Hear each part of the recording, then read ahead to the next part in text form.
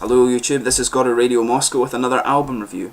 Now the name Timo Tolkki is very well known in metal circles for obvious reasons. His long-term involvement with the pioneering Finnish power metal group Stratovarius and his signature neoclassical style of songwriting. If you ever hear a guitar solo, you'll automatically know it's Timo Tolkki due to the style of the shredding and the neoclassical elements. But anyway, he's just released this new album with his metal opera project, Timo Tolkki's Avalon, and the album itself is called The Land of New Hope.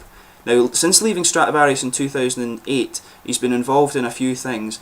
He had a band called Revolution Renaissance, which featured Magnus Rosen from Hammerfall and Bob Katsionis of Firewind. But this band, he had problems getting the band members to commit to touring, so I'm pretty sure this band is no longer active, but they released 3 albums during 2008 and 2010. There's some good music in there, definitely check them out. And following this, he was involved with the power metal supergroup Symphony, and this featured Jari Kainalainen, who he'd previously worked with in Stratovarius, Mikko, who was in Sonata, Arctica, Andre Matos, who's well known for his time in Angra, and Elize, formerly of Helloween. And they produced the Imparadisum album, which had poor sales despite being a very good album in my opinion. But this combined with problems during a South American tour and then monetary demands from Elize during the pre-production of the second album resulted in Timo Tolkki dissolving the band and announcing that he was quitting the music business. And after this, he basically built up his own recording studio and then started work on a solo album, Classical Variations and Themes to Credo, which was to be funded through Pledge Music. But he later cancelled this, and it was revealed that he said that he'd had a very interesting offer, and this was later revealed to be the Avalon project through Frontiers Records, and this album is the result of that. Now, this album itself is a concept album, and it's based on the destruction of Earth. The description from the album itself is it's AD 2055 and most big cities of planet Earth are either flooded with tsunamis or destroyed by earthquakes and fire. The whole infrastructure and communication system has broken down. The destruction is total. A small group of survivors leaves for a quest to find a sacred place known as the Land of New Hope. It is an old fairy tale that has been told since decades, but very few have actually believed of its existence. They travel far on a journey that is full of dangers and come across a seer who guides them further. She explains that the Land of New Hope does exist, but is guarded by a keeper, and only those who are pure in heart can pass him. They wander further towards their ultimate destiny. So it's a very interesting concept album. The album itself has a very good metal pedigree behind it. You feature vocals from Russell Allen, Rob Rock, Elize of Amaranthe, Tony Kakko of Sonata Arctica, Sharon Adel of Within Temptation. There are keyboards by Derek Sherinian, formerly of Dream Theater, Jens Johansson of Stratovarius, and Mikko, who obviously has been involved with Timo Tolkki on a few projects but is now with Rhapsody of Fire, and the drums are by Alex Holzworth of Rhapsody of Fire also. But I'll just take you through this one track by track. This is a really cool album. The first track is called Avalanche, and it's a really cool song that gets straight into the album without a slow introduction. It's a very big sounding song in my opinion, and it features vocals from Russell Allen, Rob Rock and Elize, and there's some really cool little vocal harmonies in with the main vocals on top on this one, and it becomes a bit more epic later on in the song with a typical Timo Tolkki neoclassical style solo which keeps all the older fans happy. There's really cool orchestration in this song. Like I say, it's a very big sounding song. It's a really cool start to the album. Track 2 is called A World Without Us. This track is a bit less big than the previous one, but it's a bit more straightforward really, I would say. But it stands out for the vocal performances in particular and how these flow together. And it features a really cool kind of vocal duel between Rob Rock and Russell Allen. There's a nice little piano bit at the end before another really cool Timo Tolkki solo as well. These 2 opening tracks to the song are very strong in my opinion. I really enjoyed them. Then comes track number 3, Enshrined in My Memory, which is the single of the album. The keyboards in this one are a bit more prominent than in the last song. And Rude's vocals are kind of mixed with a sort of discrete choir background that's really cool, and there's a hint of neoclassical shredding in Timo Tolkki's solo. This song is a bit more kind of rocky than the other ones. The other ones are a bit more maybe symphonic metal, but anyway. The next track is In the Name of the Rose, and this is one of my favourite tracks from the album. This one is a bigger sounding track again. It's slow, solemn, epic song. but the orchestral instruments are mixed really well with the metal instruments, particularly in the last quarter of this song. And again, the vocals are really well mixed and blended together. This one features Rob Rock, Elize Rud, and Russell Allen again, and this is Russell Allen's last involvement on the album.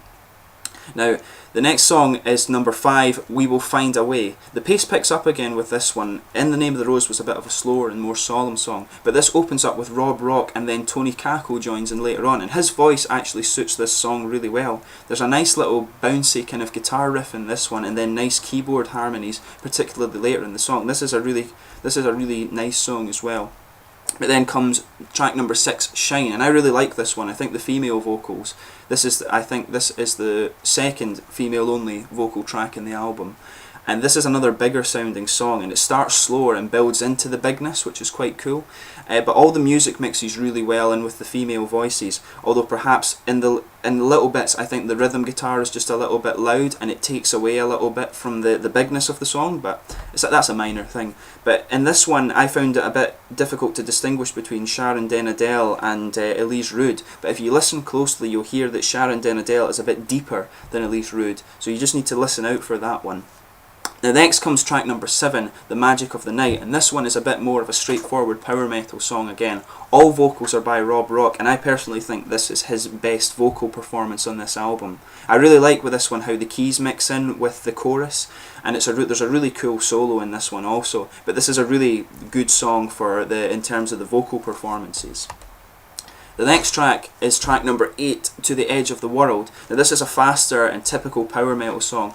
Really good vocal performances again from Rob Rock, and the drumming is more noticeable in this one as well because of its technicality. Usually before it was more kind of straight sort of power metal drumming, but this is a bit more technical in this one. Now there's some vocal layering in this as well, and the return of the background choir vocals which were earlier on in the album, and these are really cool. There's some really cool neoclassical keyboard solos as well from Sherinian and Jens Johansson, and then Timo Tolkki joins in with the guitar, so the older fans of Timo Tolkki can look forward to this track. Next comes arguably the best song on the album, I'll Sing You Home. Now this is a beautiful acoustic song with orchestration and a really awesome vocal performance from Elize Rud. Now the guitars join in later, and this makes the song go from kind of being slow and solemn to sounding bigger, in my opinion. And there's a really solemn sound to this one, but it's arguably the best song and the best vocal performance on the album. And the final track is the title track, The Land of New Hope. Now this opens with one of the riffs that was in the trailer, which I'll put the link for in the description. This opens with the riff from the trailer for this album, and this is a really awesome opening, and this was the thing that got me really excited for this album. But this song starts off with a more solemn element to it. This is where the group who are travelling actually enter the Land of New Hope. This is the end. This essentially is the end of the trilogy, but it's a 9 or 10 minute epic song. And but it features another awesome vocal performance, this time from Mikko Kiske. This is his only involvement on the album, but it's definitely memorable. This is one of the best tracks on the album as well, and Mikko Kiske's vocal performance on this is just outstanding. The man's voice is absolutely ageless, but this one is another bigger sounding song. The chorus sounds really big and epic, and it's just a really awesome ending to the album. There's not much more that can be said about that. But anyway, overall, to me, this album stands out for the vocal performances. Timo Tolkki had said that he'd written this album with vocalists in mind, and it definitely shows because all of the songs suit the vocalists really well. The orchestration and the rhythm guitar in this are also really cool. I personally think that Timo Tolkki is writing in a very different style from what he's written before. He's writing in a more epic style, whereas before it was kind of a bit more, not straightforward, but a bit more really just get into it and play the instruments fast and things, which I really liked anyway. But I think this new sort of style that he's writing in is really cool, and I've really enjoyed this album. This album really is something special in my opinion. If I had to pick the best songs out of this album, I would say Avalanche, A World Without Us, In the Name of the Rose is one of my favourite ones. The Magic of the Night is really cool for Rob Rock's vocal performance. I'll Sing You Home, which is the beautiful little acoustic song, and then The Land of New Hope is a really awesome one. But one thing with this album that I would say is a bit beneficial to it is you can listen to this album blind without having to know the singers too well, but I think to get the full appreciation of it, look at the list of singers, listen to them singing in their own bands, and just get a feel for their voices, because I found when I first listened to this album, you can tell, right, yeah, this is really, really cool, but I found it a bit difficult to distinguish between Rob Rock and Russell Allen initially, and then when I got a better feel of their voices, you hear that Russell Allen has a bit more raspy, whereas Rob Rock is a bit cleaner. And the same, like I said in the review, with Sharon, then Adel, and Elize. So this is something that I think is very beneficial to this album, is to listen to the singers in their own bands before listening to this one. You can listen to the album and you think that it's really, really awesome. And what I really like about this one is that Timo Tolkki has made something that requires more than one listen to fully get what he's going for. Like I say, he wrote the vocal performances in this are absolutely outstanding, and he wrote this album with he said that he wrote this album with the singers in mind, and it really shows. He's written a really awesome album, and I would say it's one of my favourite albums of 2013, definitely. Now, before I finish up this review, definitely take a look at this album. But my friend suggested that I put in a little bit of speculation about Avalon 2, which Timo Tolkki has announced that he is putting together the team for. And I'm really interested to hear what the feel of the next album's like. This one is the one that I've just reviewed here is the end of the trilogy, but perhaps we might see one about the evils of man, and then the destruction itself of Earth, and all of the tsunamis and fires and things like that coming on. Maybe they'll have a bit of a darker feel. There's a lot of speculation as to exactly who will feature in the next album between the fans and things like that. It would be really cool to see, in my opinion, it would be really cool to see Timo Tolkki work with some more heavy metal singers rather than power metal singers. If he adds darker feel to the next album, maybe Blaze Bayley, Matt Barlow, or Hansi Kusch. But it would also really be, one thing I would really like to see is some vocals from him as well. I always enjoyed his vocals in the Dream Space and Dream Space Twilight Time and things like that, and I've seen a few fans also posting on his Facebook telling him to get the mic out again, but we'll see if he bows to fans on that one. I'm not sure. But it would also be really cool to see Tuomo Lasilla doing the drumming. He was also really cool. His drumming was always really cool. It was kind of, he was always a bit like a Clive Burr, if you like. He always had a very, very good feel to his drumming and things like that.